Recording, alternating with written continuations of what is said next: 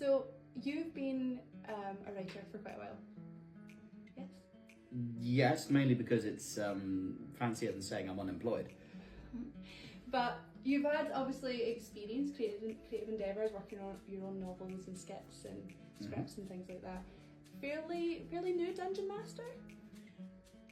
Fairly new, yeah.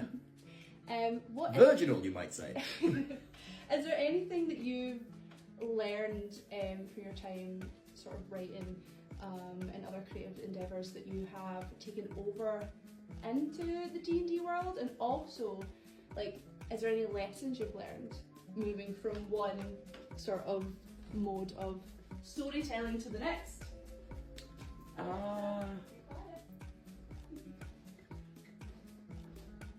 There's one thing I've learned not to do, and that is to assume that your story is going to go the way it wants in D&D, because your players have agency.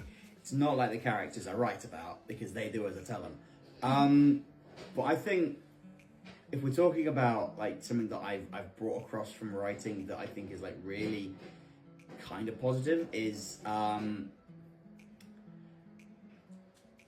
people want times when your players want times when they're going to struggle. They also want times where they can just be cool. And that's something your readers want. Your readers want to see your players, your characters struggle, but they also want to see times when they're actually like kicking ass, because then when they're struggling, you're like, oh, that really matters. So I feel like it's important to make sure that you don't just spend the entire time trying to kill your players. Mm-hmm. You have to give them, not gifts, but you have to give them times where... like opportunities to fulfill the fantasy. Yes, yeah. Because that's what we're here for. We're here for fantasy. That's the whole thing. Mm-hmm. The different fantasies, the other things I do, but we don't talk about those, not on the internet. No.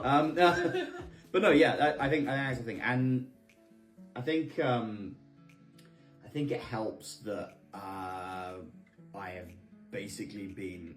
I think before I discovered D&D was something that I could actually do, I have been dreaming about having something where I could do this sort of thing. So it just works.